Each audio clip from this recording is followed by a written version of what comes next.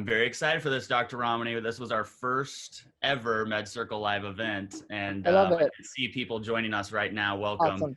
And we posted one Instagram post on our Instagram, and I thought, 100 slots. That's plenty, and it was sold out in a couple hours and it was done. And so we had to open more slots. It's great. So I hope we get a lot of people. I hope a lot of people get their questions answered, because that's information's power. So yes. Well, as people start to log on, thank you for being here. I know a lot of you are brand new to MedCircle. Maybe you've seen a couple of Dr. Ramani's videos on YouTube. Maybe you've gone to the MedCircle site and seen some stuff. But we're going to go in depth, and I want to make sure that the majority of our time today is spent answering your questions. The questions you have specifically related to personality disorders and how you can be a better supporter in your relationships, a better supporter for the individual who has a personality disorder or is living with one. And if you're someone living with a personality disorder, perhaps some self-help strategies from Dr. Ramani on that as well. Well, we're almost at 86 people. I'm going to give people a couple minutes. I know it's cornered. I've got my computer is on a sheet, on a pile of sheets right now. So I've got my own little homestead office. So we'll give people a little bit of time to get in here. Naomi, thank you so much. Dr. Ramani, people are chatting in the chat. So people are very excited to see you. You guys are more than welcome to chat using the chat button at the bottom. If you have a question for Dr. Ramani, however, use the Q&A button at the bottom. You can submit your question from there, and we'll get to as many as possible. I'm going to give them one more minute, Dr. Ramani, but as people are coming in, what are you hoping to accomplish when we talk about personality disorders today? Well, a couple of things is that, number one, as we know, and, my work is very much on narcissism in general, is that today I think is a special focus specifically on personality disorders. So we really are talking about people who may, you're seeing someone who might, a person you're in a relationship with, family member with, who has been getting therapy for this, because odds are they wouldn't know they have a personality disorder unless they've been formally diagnosed. Right. And if people do have questions like, what's the difference? How do I know if they have a disorder or not? I'll talk about that. But I think that what ends up happening is that personality disorders are very unique in the relationship space, because there's such a risk of people personalizing what happens in this. And, just as like, imagine you were in a relationship with somebody who was living with a substance use disorder. Okay. Yep. So they may wake up or not, wake up very late and be very irritable until they're using again. A lot of people wouldn't personalize that irritability. They say, oh, they're an addict. They got to get their drugs and they're not getting their drug. And they wouldn't blame themselves. Interestingly, with the personality disorders, people blame themselves when they're in those relationships, because again, personality disorders by definition, particularly the ones, I shouldn't say all, the ones that the narcissistic, borderline, those kinds of personality disorders have associated with them a fair amount of interpersonal instability. Interestingly, the other people in those relationships, the person who may not have the personality disorder tends to blame themselves. And so that piece of it is why I want people to understand the boundary between you and them, what responsibility lies with them, and to be very realistic about what it is you can do and how to take good care of yourself in one of these relationships, so you can be there with someone but not get lost in the relationship and not get harmed by it, quite frankly. Yes. Okay, well, I'm going to turn off my air conditioning since it's a little loud. And I think we have a lot of people in our first live event. So excited. I woke up like it was Christmas today. Thank you for putting in your questions. There's a Q&A box on the bottom. Put in your questions there. And if you feel so inspired right now, I'm going to do it. Dr. Ramani, you can, you cannot, whatever you want. I am going to just take a picture of myself and put it on social media. One thing that MedCircle is doing, of course. Take care of the screen. I'm just going to do one of these, like a selfie. Yeah. I'm going to take it of the screen because I don't have such capabilities. There you go. Yeah, you always don't quite understand how limited I am. And look, it'll even have the words then. See? There. I'll get I guess I'll try that other thing you just told me to do, but that just feels like a lot to me. Yeah, I look a little crazy, but my kids would say, why don't you know how to do this? But there we go. All right. I got it. Mental health can be a personal journey. It can be one you share with family and friends. I by no means want to pressure anybody to share what they're doing here today. But Mhm. for those of you who do feel comfortable sharing that you took time out of your day today to get educated on mental health, that is a really courageous and proud thing to share, I Mhm. think. So if Mhm. you feel strongly about that, tag me, tag Dr. Ramani, tag MedCircle, and we'll connect on social media after this. Mhm. But let's get into this discussion about personality disorders. What types of relationship issues do you see in your practice, Dr. Ramani, treating personality disorders in regards to how that affects the relationship? So what I work predominantly with survivors of relationships, people who are in relationships, either if not full-blown personality disorders, with relatively difficult personality patterns. And these are often high conflict, antagonistic, dysregulated, manipulative kinds of relationships. And many people have been in these relationships for years and have been second guessing themselves and been confused and assuming it was them and wondering what they're doing wrong for years. My goal has often been in working with clients is to educate them about these patterns, because sometimes that actually clears up most of the other saying, oh, I didn't even know this was a thing. I thought I was doing something wrong. Especially when, and again, I talk about this word a lot, so we might as well get it out, right in the beginning, so I'll use it, is gaslighting. Mm-hmm. Gaslighting is a classical part of any relationship with somebody who has a lot of personality stuff going on. And gaslighting is the denial of another person's reality. It can take several forms, including literally denying reality. I never said that. I never did that. And yet you literally have the text message in your hand where they said that. It might be things like you're being too sensitive. You have no right to feel that way. You're the one who has a problem. It's definitely, it's a deflection. They'll minimize it. There's you're making too big a deal about this, and that tends to be the landscape of a relationship with somebody who has really personality issues, particularly narcissistic personality issues. And so it's helping clear the air and help them understand that's what gaslighting is. Your reality is being played with. That's why you're so confused. And for most people, Kyle, these are what we call legacy issues. They're issues that started in childhood. They either had one or two narcissistic or other high conflict, difficult personality parents. And that can set a person up for thinking this kind of relationship manipulation is normal. In fact, abuse equals love, the trauma bonded kind of a situation. So it's helping people understand that history. In addition, people who do have histories of trauma are actually more vulnerable to entering these relationships with people with high conflict personalities and getting stuck in them, as though this is what love is supposed to be, confusing and upside down, and I feel bad about myself and all of that. Like all of those things are almost equated in this toxic stew of love. It's helping a person create a new paradigm of what a loving relationship is supposed to look like. When we talk about personality disorders on MedCircle, narcissism seems to be the most sought out topic of the Yeah. personality disorders. After that, we have borderline personality disorder. Mhm. Very briefly, what is that? Which one, narcissism or borderline personality? BPD, borderline. Okay, so borderline personality disorder is a personality disorder characterized by instability. Instability in emotion, instability in mood, instability in behavior, and instability in relationships. The person experiencing borderline personality disorder really, really suffers with a sense of internal chaos almost at all times. And all of this is very much fueled by a chronic fear of abandonment. Mhm. In classical, pure borderline personality disorder, the person is not only terrified of abandonment, but really often very much devalues themselves. There's a lot of despair in this. So there's the assumption of, I'm no good, I'm worthless. Of course, people are going to leave me. What do I need to do to keep them close? And because of that, there can sometimes be a sort of desperation in their communication, and that can put other people off. Many people may feel manipulated in these relationships, and more often than not, it's not intentional on the part of somebody with pure borderline personality disorder, in the sense that they don't know how to appropriately reach out to someone, because imagine they're in a sense of panic. And Mhm. that's the best way I can describe it. A person with borderline personality disorder often feels so much panic that they feel like they're drowning. So when they go to be with their supporter, the supporter feels like they're going to go down with them, although they're trying to rescue them from drowning. Anyone knows that. It's sort of drowning 101 is sort of like you have to get a person in a kind of a hold and get them out of danger.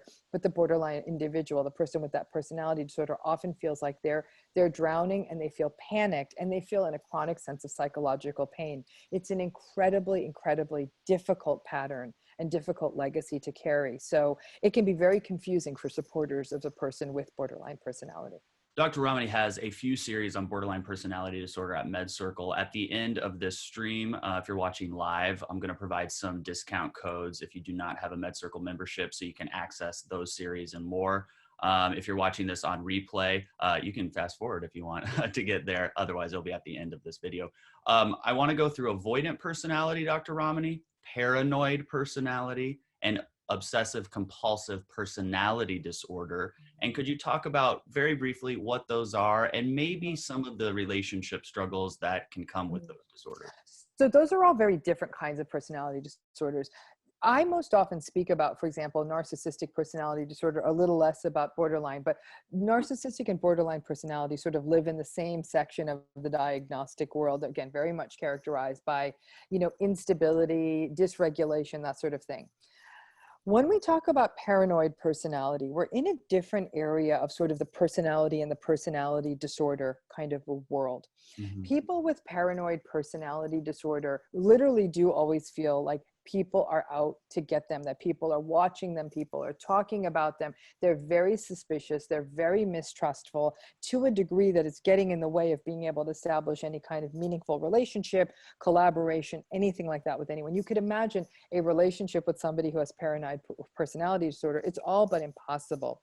The person with paranoid personality will seem very almost victimized. They always feel people are out to get them. And as a result, people can experience them as very combative and oppositional. Like, they're out to get me, and they're talking about me, or you're out to get me, and your friends are out to get me. And you'll feel like, I can't. I mean, it's almost like it feels impossible to integrate a person with that kind of personality into your life. And as you can imagine, close relationships are not going to be the strong suit of someone with paranoid personality. My guess is actually that people may run into this more in a family member. So in other words, not a relationship that they chose, but a relationship with someone who's already built into their life, like a sibling or potentially a parent. That lives in a part of the personality disorder world that almost tends to be a little bit more odd and unusual behavior that almost feels on the low end of psychotic, but it's not. It's just, again, it's this incredible suspiciousness. What's interesting is that suspiciousness and almost paranoid suspiciousness can carry through narcissistic personality. So some people might be saying, how do I know the difference between the two? It can be because the person with paranoid personality won't have the grandiosity, the entitlement. They won't have those things, okay? But many people with narcissistic personality styles or narcissistic personality disorder can be incredibly sensitive to criticism to a level that it looks paranoid. And because they're so insecure, people with narcissism are so insecure, they kind of think everyone's out to get them, out to steal their ideas, out like they literally want people to sign non-disclosure agreements when they walk in their front door. And you're like, what are you talking about? Like, this is going out to dinner. And so there's that's also seen in narcissistic personality too. Now, when we jump the rails to these other two disorders you're talking about, avoidant personality and obsessive compulsive personality. Avoidant personality disorder is more of an anxious presenting personality style. People with avoidant personality disorder actually look a lot like they have another kind of mental illness called social anxiety disorder.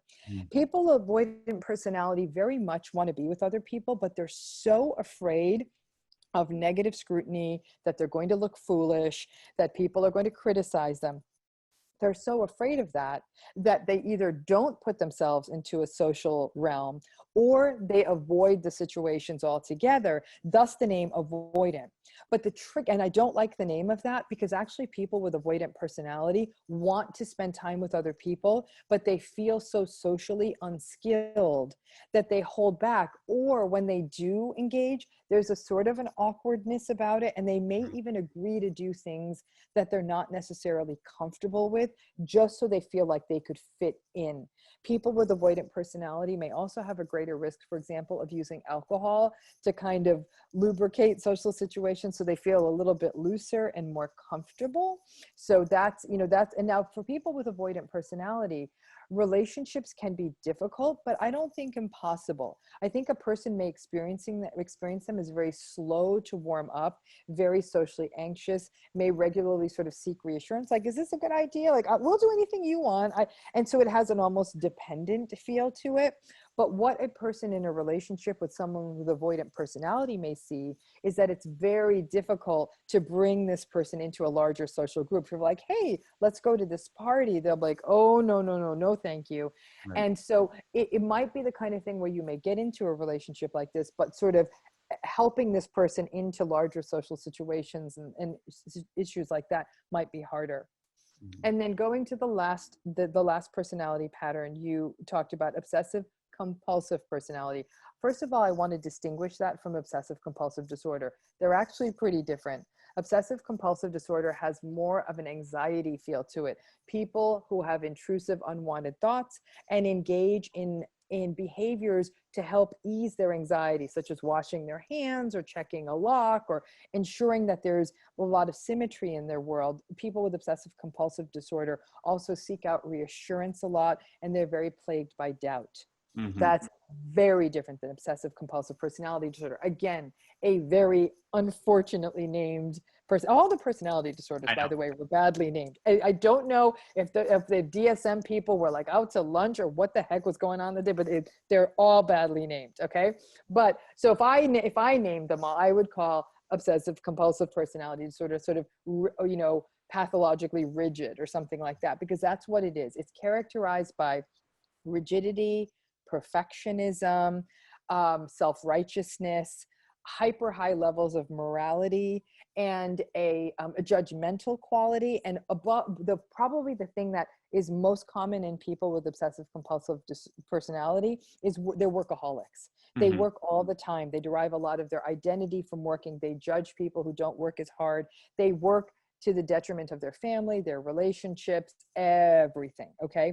And so people with obsessive compulsive personality are really stingy with money. Like if you go and get 2 cups of coffee with them and maybe you got a large and they got a small, they'll expect you to give the extra 50 cents for the large coffee. Like they're really, really, they get into the minutia of those things. They keep records of all that stuff. Again, there's a mean, miserly almost quality to them.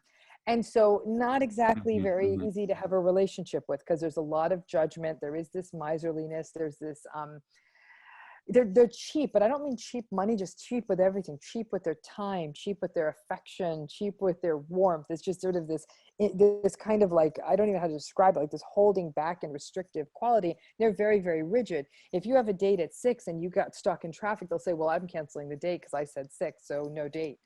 So it'll feel really, really rigid and uncomfortable. They'll give you a gift and they'll say, well, we've decided to spend $50 on gifts, so please don't spend more than that. And this year I spent $75 on your gift, so next year I'm only going to spend $25 on your gift. Like they'll go there.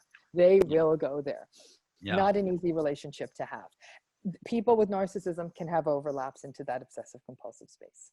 Yes. Okay. So we've talked briefly then today about narcissism, narcissistic personality disorder, and the traits of narcissism, borderline personality disorder, avoidant, paranoid, and obsessive compulsive personality disorder. Bridget is on this chat as well. She is our producer. She's going to throw a poll up in front of you guys. If there are any personality disorders that we would like to talk about, that we have not talked about, please vote very quickly so we can give some attention to the one with the highest vote.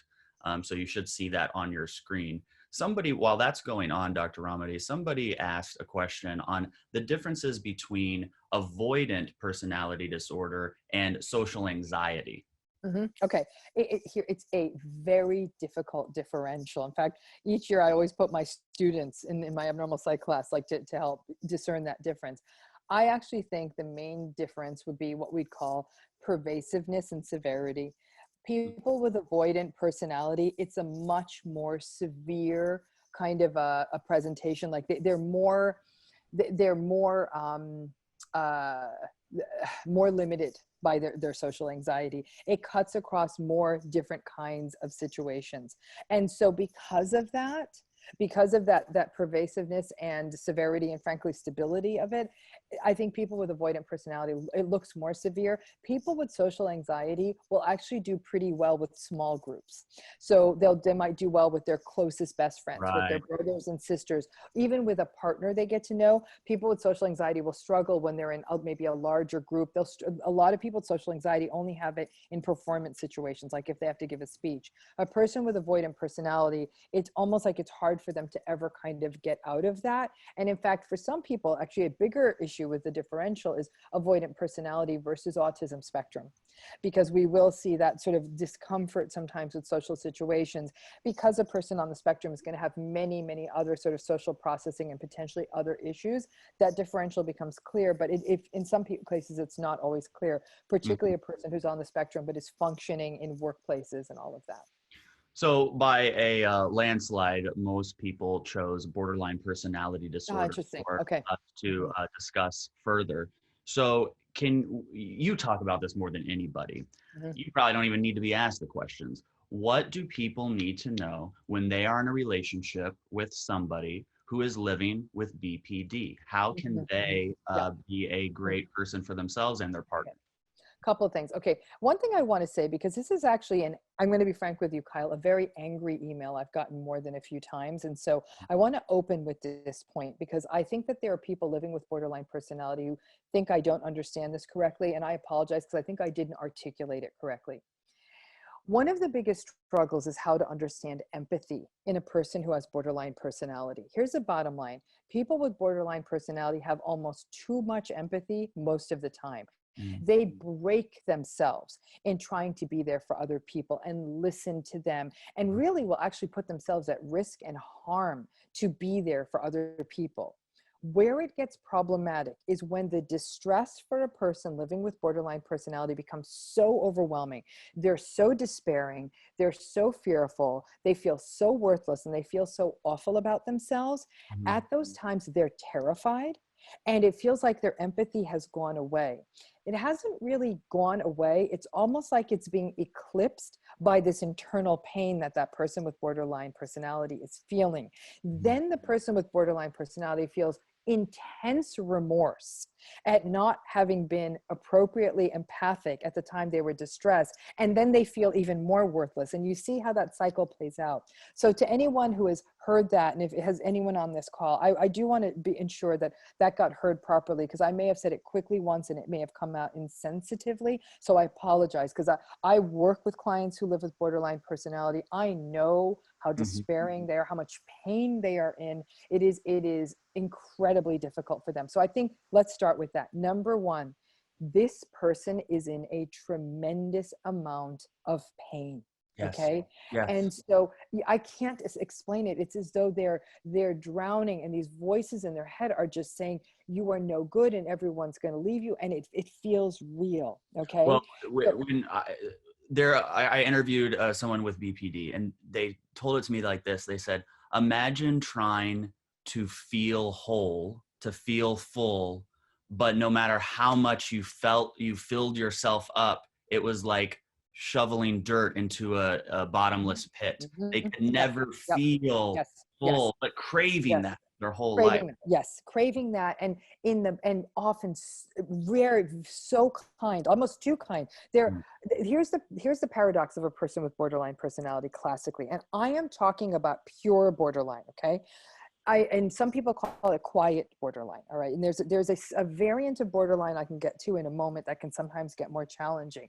But in the case of sort of the pure quiet borderline, okay, that the person is in so much pain, and they will be so kind, almost too kind to other people. They give the best of themselves to other people. Yeah. They have so much empathy for other people. I work with people who have borderline personality, who are healthcare providers and who are teachers. when I tell you, they don't go the extra mile, they go the extra 1,000 miles, but then they exhaust themselves. And so I think that's the struggle, is helping them find that balance of, I tell any borderline client, person living with borderline I work with, can you be as kind to yourself as you are to me and to everyone else? If we could even get you there, like, we'd be so good. And so, Well, and you guys, that's a moment. I mean, Mhm. there's 165 people watching this live right now. Every single person who just heard that, I don't care if you've never been told you were even close to BPD. Why wouldn't we all take that advice? Remember that. Yeah, Be most so don't. kind to ourselves.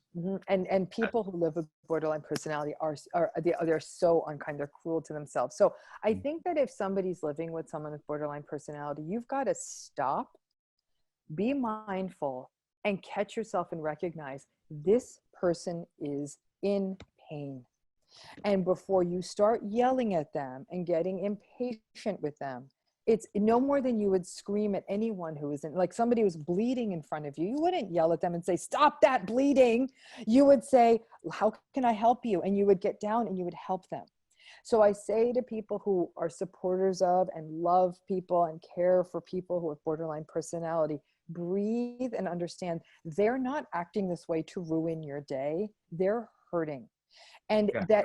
that's number one. Number two is, it's absolutely essential that you encourage and support their attendance and treatment. And I would say, if you're supporting someone, whether this is your partner, your friend, a family member, please read about it. There's some magnificent books out there about borderline personality. You know, there's one, it's like the Essential Family Guide to Borderline Personality. Read it, because if you could understand this, then it may be an opportunity to say, I get this, and this is what's happening now. I was recently talking with someone with borderline personality, and she said, I am about to get really angry at you and yell at you, and it's because I am falling apart inside, and I'm in so much pain. I don't know what to do with the pain. I actually thought that was great, because I'll tell you what ended up happening for me was, I was prepared. And I understood she was in pain. So while it wasn't easy to listen to, I knew it wasn't targeted at me. I happened to be the human being in front Right. of her right now. And I thought, from a loving place, instead of making it personal, let me just reassure and say, it's okay. You know, is there something else we could be doing? Would you like a little time and space for yourself? And I'll just be in the other room, kind of thing, to let them know you can be safe. I'm not going to abandon you. I'm not going to run away from you. But what would help you? How can I help you now? Watching your tone of voice and all of that, to understand, again, there is a lot of despair. But on the flip side, Kyle, you also need to take care of yourself, because it can be difficult taking care of somebody or loving somebody who may at times lash out at you. And so you want to be a good supporter. How are you a good supporter? You take care of you, just as I want the person who's living with borderline personality to learn to take care of them. But that's going to be a requirement of any person. So it's somebody, I noticed that somebody made the comment about the book Walking on Eggshells. That's also another important book, because it really does deconstruct, you know, how to communicate with someone who's living with borderline personality without personalizing it. Because that's the key. This isn't personal. They are struggling with something. And so it is not about you. It's about them. Yes, I love that. It's not about you. It is about them. That It's is their journey. It's their experience. Yeah. I want to go right into our questions. I want to get to as many as we can. Our first question comes from an anonymous attendee. How do I tell if you're gaslighting yourself? And how do we recognize the difference between our own anxieties or paranoia, if you will, versus someone gaslighting us? What if we're so far gone that you now lose trust in everyone and yourself and become as hypersensitive as a narcissist? Catch yourself. Catch yourself. The first time you say to yourself, I think I'm being too sensitive. I think I'm making too big a deal of this. Stop, pay attention, and ask yourself the question, sorry, maybe I'm sorry about that. I love it. But maybe, you know, take a step back and say, okay, let me break this down. Because the minute you say, I think I'm being too sensitive, there's a real strong likelihood you are gaslighting yourself. So then break down the situation in front of you and say, what is happening here? What was the stimulus? How am I reacting to this? Do I have all of the information? So it's all of those things that you to be aware of. You know, how are you reacting in a situation? But take every gaslighting statement ever been said to you. You're being too sensitive. That never happened. You're making too big a deal. And if you're saying things like, maybe I'm being too sensitive, maybe I'm wrong, maybe that never did happen, maybe I am making too big a deal out of this, odds are you are gaslighting yourself. And at that moment, catch yourself, stop, and ask the question, how am I reading this situation? It's really about learning to be present with yourself. I tell people that one of the most sacred parts of yourself is your reality. Don't let anyone take that away. And here's the thing, to say I'm being too sensitive is to judge your own reaction. You know, I mean, it's to judge your own reaction. And so to me, that's a judgment, and that's not healthy. Who's to say there's no sensitivity meter in the world? There really isn't. So once you say, no, I am having a feeling. If you can change, maybe I'm being too sensitive into, I'm feeling hurt now. I'm feeling anxious now. Turn it into the I am feeling statement. Now you've brought yourself back into your reality. And instead of judging your feeling, you're naming your feeling. I think that's a great way to push back on gaslighting. Self-gaslighting. No, I get it. You told me that once. We did it's on YouTube, a live therapy session, you and me on my issues, and you go, Kyle, you're judging your own feelings and your own emotions. I go, oh my God, I totally am. I'm totally doing that. Great question. Thank you for doing that. Let's go to our next question. Guys, when you thumb up a question, it goes to the top. So if you see a question that you really like, give it a thumbs up. Why are psychopathic and sociopathic people and people with BPD attracted to each other? And what are the long-term effects likely to be on the children of such a couple? Okay, so let's first start by talking about the trauma bond, because I think that the idea of the trauma bond gives people a tool to understand a lot of these kinds of relationships, okay? The trauma bond is what a person learns early in life.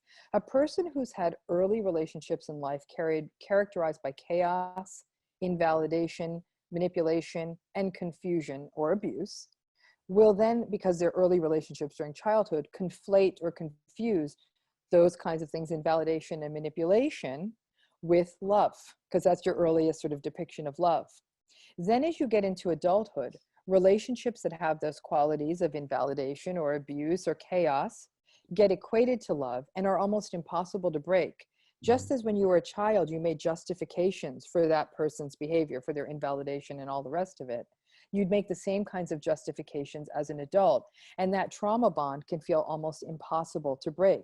Well, as you can imagine, a person who has a very vulnerable and fragile and unstable personality style, as we might observe in a person living with borderline personality or who has borderline traits, who may then fall into a relationship with somebody who is very egocentric, who is very manipulative, who's invalidating and cruel. You could see how that could replay an earlier narrative, create a trauma bond. And the person with borderline personality who maintains such a severe fear of abandonment will stay in that relationship, not understanding it. And the person who might be more psychopathic or narcissistic will take advantage of that, knowing this person ain't going anywhere. And that will sustain, so sadly, that cycle. This is why people understanding the trauma bond, and this is where some people say, but the other kind of relationship doesn't feel as interesting to me. That's okay, because in your case, interesting and those bonds are not healthy. And that it may very well be that not very interesting initially is healthy. And so it doesn't have the same kinds of old, evocative, nostalgic sparks, to be honest with you. So those are the things to keep in mind on why those personality styles may be drawn. The psychopathic, sociopathic, narcissistic people tend to exploit a person in a relationship. A person with a more fragile personality style is very easy to take advantage of. And that's how that terrible partnership can take place. Well, this is on the same topic. An anonymous attendee asks, is there even a remote possibility of having a healthy romantic relationship with someone diagnosed with BPD with the help of therapy? Absolutely. I truly believe that. I think that this is where, we know that people who are living with borderline personality, the treatment of choice is something called dialectical behavioral therapy. DBT has a very strong mindfulness component to it, and helping the black and white of borderline personality turn into better tolerance of the gray. There is no two ways about it. a person in a relationship with somebody with borderline personality should join well-run support groups or group therapy with people who to have those conversations about what works and what doesn't work. Okay, because I think that what you'll find then is, to the degree that a person is in a relationship with someone with borderline personality, to understand that yes, there will be a need for reassurance. There will be a need for sort of how safety is set up. You know, that I'm going out, I'll be back at such and such a time. So if you say to your partner who's living with borderline personality, said, I'm going to be home at 6. Now it's 5:40 and you're not close to home. Say, I want to call you. There was a crisis at work. I just wanted to let you know that. It's probably going to be closer to 8. Everything's okay. You don't just roll up at 8 o'clock. That's Right. not going to work. Right. And so you love so many other things about that. We all make compromises for love, Kyle. We all do. Nobody we fall in love with is perfect, and none of us are perfect either. We all have our thing. And I believe that with communication, with understanding, and also for the partner to understand that there are moments in a person's life who's living with borderline personality that they are despairing, that they may feel chaotic and out of control. That's not about you, and it's not always your job as that person's partner to fix it. I highly recommend that somebody who's in a relationship with borderline personality get educated about the techniques of DBT, and if anything, maybe even figure out, like, work with a couples therapist who has a DBT background, who then can guide you to how to be a good supporter for that. I absolutely think it's possible, but it's a commitment from both partners. It's work. And I actually do think that couples therapy on a regular basis would sort of be an essential part of a relationship being healthy in that way. On MedCircle, if you do not have an all access membership, at the end of this, I'm going to give you guys a discount code that you guys can use to try it out, but you can also start with a free trial. In our all access library, Dr. Ramani has a full series on what borderline personality disorder is. She has another series that's targeted to the family members and loved ones, and it's strategies for living with someone or being in a relationship with someone who has BPD. We also have great patient spotlights on that as well. So make sure you look that up if you're interested in BPD. In the chat, Dr. Ramani, people were asking, but what if my partner with BPD is not going to get any therapy? What is the likelihood of me having a healthy relationship with them?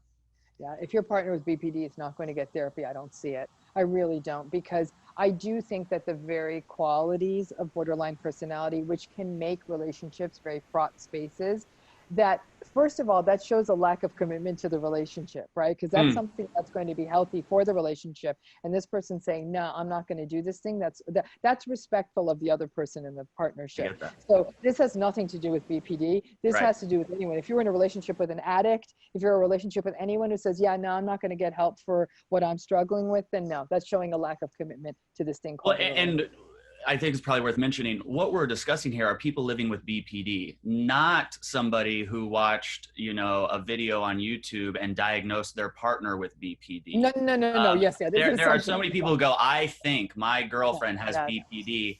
So you can't, you're not, unless you're a therapist or a psychologist, you can't really. And even then, we really can't. I would not diagnose someone I'm close to. Yeah. Yes. Yeah.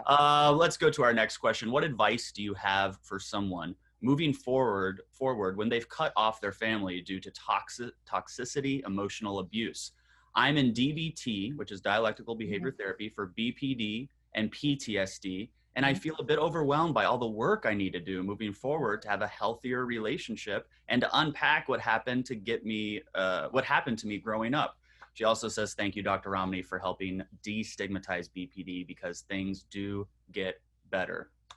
Good. I'm glad. First of all, that's the most important thing of all. Is but I think that question is important on so many levels, which is, this is a lot of work. Yeah, it is a lot of work. However, you know what, Kyle, I don't think a lot of people are doing all the work they should be doing in therapy. I'll be honest with you. Like, a lot of people out there are walking around thinking that they ain't got nothing going wrong with them. And there's a lot of challenges they're encountering. My read on that question was, initially this person has said that they have created some distance between them and their family of origin. as part of working through this process. Mhm. A part of DBT and any form of therapy is to give yourself permission to create safety in any way that you need or want.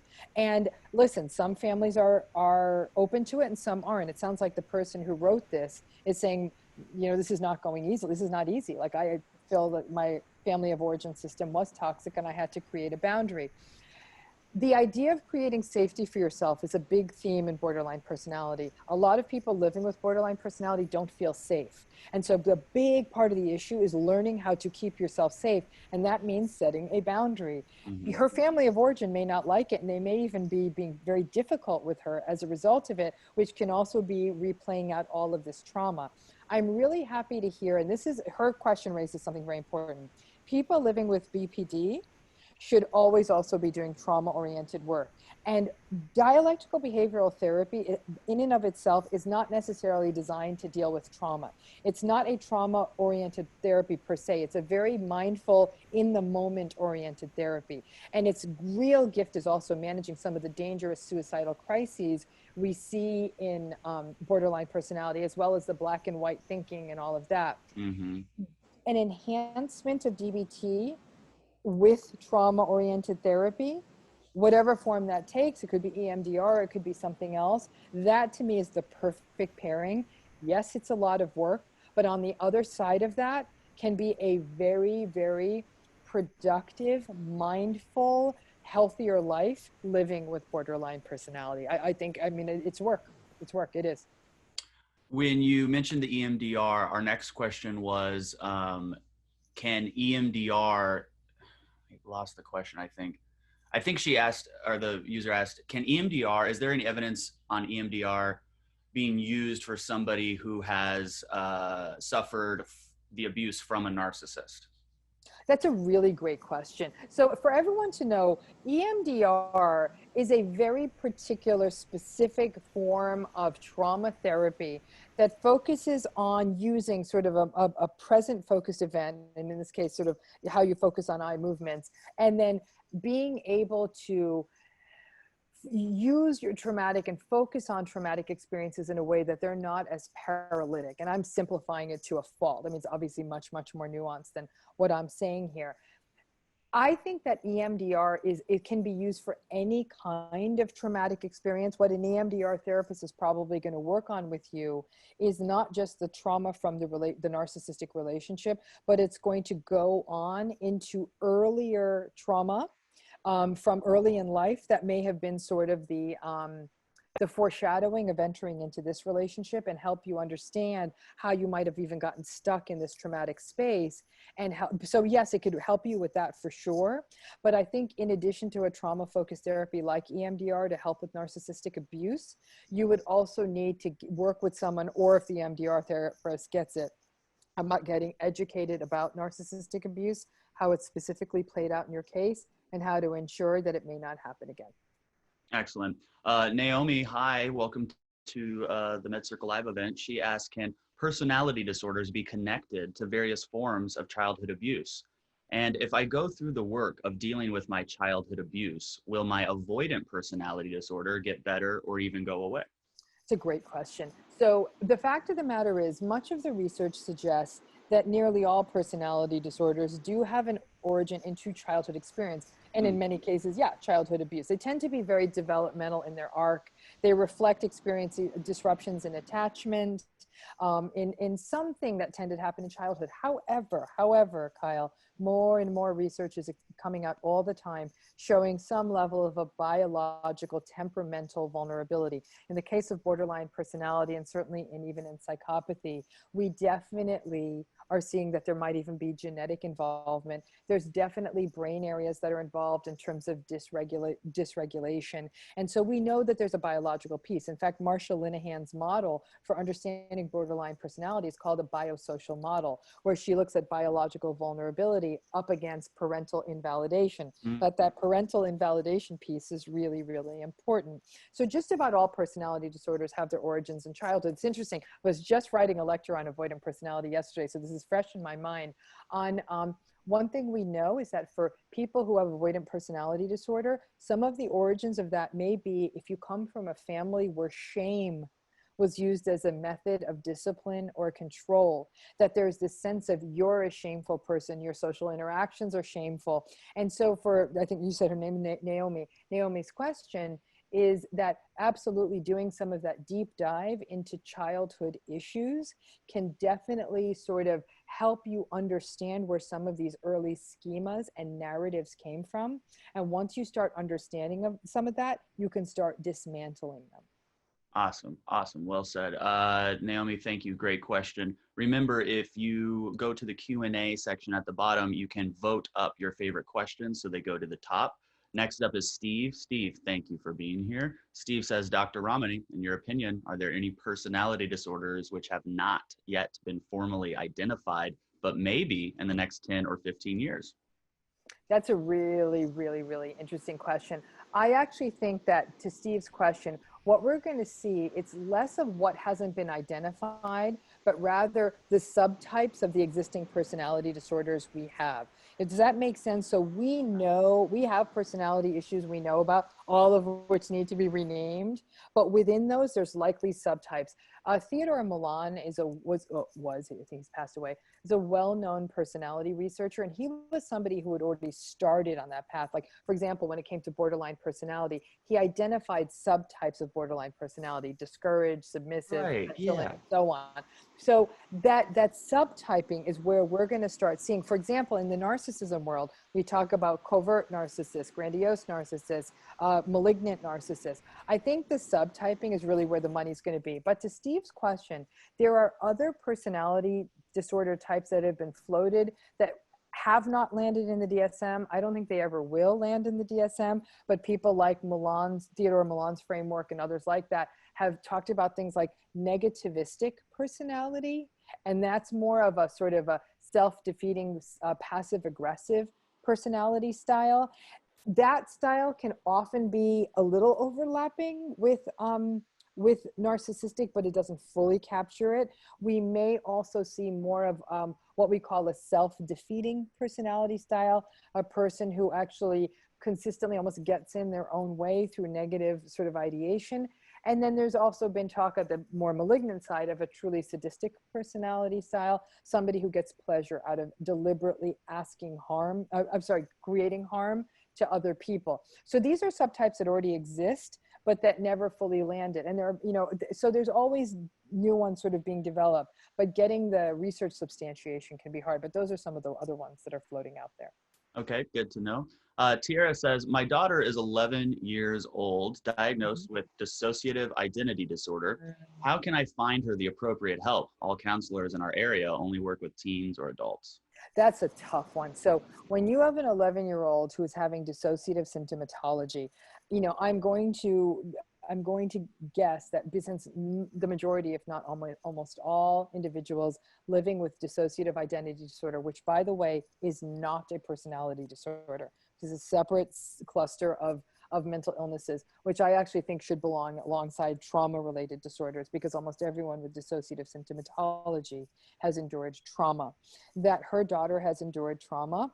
And so I would say that in that case, if she can't find someone who's specifically DID focused, that she would do well working with somebody who has tremendous expertise in working with childhood trauma and understands the dissociation that occurs in people living with childhood trauma. So just simply trying to find a specialist in DID might keep ending up on a dead end, because very few of us specialize. And I can think of one person who's ever been brought to my attention who does work in that area. It's pretty rare. However, finding a very, very, very good pediatric child trauma therapist, because people do a lot of work in that area, they should be able to understand the dissociative symptomatology that her daughter is experiencing as well. And I really wish her strength in that journey, because that is not an easy journey to be taking, and to watch that happening for your child. Absolutely. Leah is here. Leah, thank you for being here. She asks, how can someone access emotions and get them out? I hold my emotions in and struggle to feel them. Leah, it's like you're asking my question. I have so much built up, but I'm scared to let them out. So I guess the first question would be, if she was sitting in front of me, I'd be like, what are you afraid of?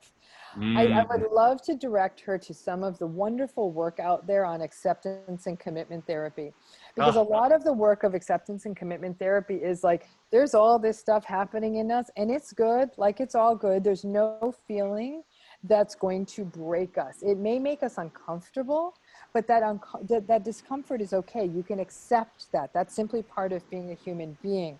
But I think the question would also be for her is, what is the message she got early in her life about what emotion means? What does it mean to show emotion? mm, A person may very well have been taught as a child, don't show emotion. Emotion is shameful. How dare you? She might have very well seen people being punished for showing emotion. mm, So it's also what were the earliest teachings on what emotional expression means? And for some people, they feel like, once I open up this floodgate, I'll never be able to stop. Trust me, again, back to acceptance commitment therapy, you will be able to stop. It'll hurt, but you will be able to stop, and letting it go will actually set you free. mm-hmm. Unfortunately though, Kyle, and I really want to let her know, there's also, we live in a society where everyone's uncomfortable with feelings. Oh, Imagine you go to dinner with someone and they say, I want to talk to you about how I'm really despairing and I'm in a lot of internal pain. And the other person's hands is like, well, I just want to find out what movies you've been seeing. We don't want to talk about pain. We don't want to talk about it. And yet to me, that's the problem, because it's as though it's shameful to talk about pain. Your pain isn't shameful. Your pain is beautiful. It's part of who you are. And if we could just get out of our own way, questions like hers wouldn't be something that so many people are struggling with, mm-hmm. because somehow we think it's untoward. And if somebody does talk about their feelings, they're labeled as being odd or weird or something like that. We stigmatize people who talk about their feelings. So we need to catch that.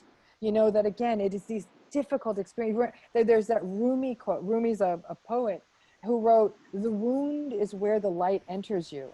Your pain is your Mm, magic. Your mm, pain is your power. mm. Own it, harness it, and don't let anyone else tell you it's ugly. Oh, wow. Excellent.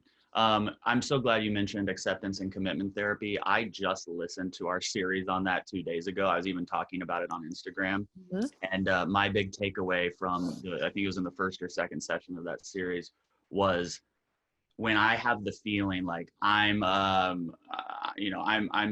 bad son, or I'm a bad brother, or that person doesn't like me.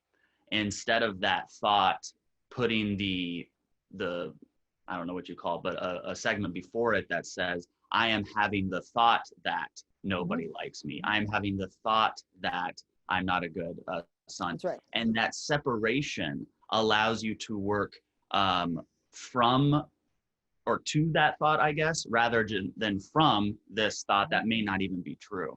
That's right. It's a great series. ACT, love it. Okay, we got 7 minutes. I'm going to ask, some people were asking questions. There will be a recording that sends out to members who signed up for this MedCircle live event. Thank you. There will be no way we're going to be able to get to all of these questions. There's, a few coming in every single minute. However, we will be doing more of these. In fact, I'll just give everybody right now, we'll do one more question from Dr. Ramani, and then we'll wrap up. But we are doing another one of these tomorrow. Our MedCircle live event tomorrow is for our all access members only. It'll be a smaller, more intimate meeting. Dr. Ramani will be here. It'll be on personality disorders, communication styles, and relationship tools, and also another chance for you guys to ask her your questions. If you already have a MedCircle All Access membership, you're good to go. You can register, all good. If you do not have an All Access membership but would like one, you can start with a free trial. You get 7 days for free. You can even just go sign up for the free trial. Then you're an All Access member. Come to our event tomorrow, and you will get in. We also want to provide you with a code for 25% off your first month. Just use Ramani25 at checkout for your monthly membership. Ramani25. We'll have Bridget put it in the chat here. This code is time limited. I actually don't know how long they'll be good. But I would say a couple days or so. So make sure that if you are going to do it sooner rather than later. There it is, Ramani25. We also have a brand new MedCircle app. You can download it for free. There are free series available on the app. There's also Dr. Ramani's entire video library on the app as well, and you can start there. Melanie asked, how much is the all access? Monthly membership is $20 a month. Start with a 7-day free trial, or you can do $120 for the year. It's the best deal. You pay it all up front as $120, but make sure you use Ramani25 at checkout for those monthly memberships. Let's go to another question. Dr. Ramani, thank you for all of your time today. Anonymous, hello Anonymous, asks, can you talk about high functioning BPD? What does that really mean? A psychiatrist once told that to me because I was in grad school at the time and I have a career, but still struggling with BPD. I'm so glad she asked that question, because here's the thing. So many people say, oh, I have BPD, I'm not going to be a functioning person. The heck you're not. In fact, look at Dr. Marsha Linehan, who has been very public about the fact that she lives with BPD. And Dr. Linehan herself has sort of revolutionized how we manage this, how we manage borderline personality disorder. I work with colleagues who live with borderline personality. I have clients who have borderline personality, have amazing careers. So I think this idea is that I think many people, well, no, I'm not gonna say all of any of us, but many people living with borderline personality definitely have that opportunity to be a person who's high functioning living with borderline. But it is also understanding that there is often a struggle. There's a depletion that comes from some of that internal despair and some of that internal dysregulation and the negative feelings that are constantly coursing, and some of, again, the fears that can really sap a person of confidence, that could lead to second guessing in a workplace situation, that may even contribute to sometimes there being some difficult interactions with colleagues who may or may not understand where you are coming from. So I think that that question raises the absolute critical issue of treatment and access to treatment. If everybody out there living with borderline personality had access to long-term consistent DBT, as well as enhancements including trauma therapy and support groups, we wouldn't be viewing this as this big clinical morass. We'd be viewing this as a manageable mental health issue. We've managed to manage lots of physical health issues in our world, but yet mental health still remains this very marginalized space. This is about access. This is about everyone who's living with any mental health issue. Right now, we're talking about borderline. Yes. Is that you absolutely, of all the personality disorders, I'll be frank with you, borderline personality is the one that's been subjected to the most evidence-based clinical trials and has shown real promise in terms of treatment. So I think anyone on this call who's living with borderline, please understand that in some ways it's lifelong work. But I'm convinced everyone's mental health is lifelong work. Every one of us should be doing the long-term work on our mental health. I think we view it as a one-off, and I think that's an amazing question to end on, because this idea that, you know, somebody, it sounds like she's an incredible career, and yet she's acknowledging some days are harder than others, but she's doing the work. And I think if you do the work, there is tremendous, tremendous possibility. Dr. Ramani, wonderfully said. I just want to let everyone know in the chat, I have linked to Dr. Ramani's MedCircle page. You can get her books there, learn more about her. In fact, she has a great Meet the Doctor video that's never been publicly released. It's just sitting on that website. So a little secret Easter egg there for you. Dr. Ramani, always wonderful to see you. I hope we can see each other in person very soon. And I'm very excited to see you tomorrow for our all access MedCircle live event. Hopefully we'll do a lot more of these. We take your feedback very seriously, MedCircle members. So when you email support@medcircle.com, that goes to me. I read every email. We go through it. We do not just, reply and move on to the next thing. We track it. We want this to be valuable to you. I really appreciate everybody showing up here. I really appreciate all of you that share MedCircle with your family and your friends, and you guys are working to destigmatize mental health, to make this conversation normal, to make mental health a part of our everyday dinner conversation. And so thank you for showing up and doing this. We sold out in like a few hours. So it was amazing. You guys are great. And we're going to keep doing these. Awesome. Dr. Ramani, you're the best. And remember, whatever you're going through out there, you got this.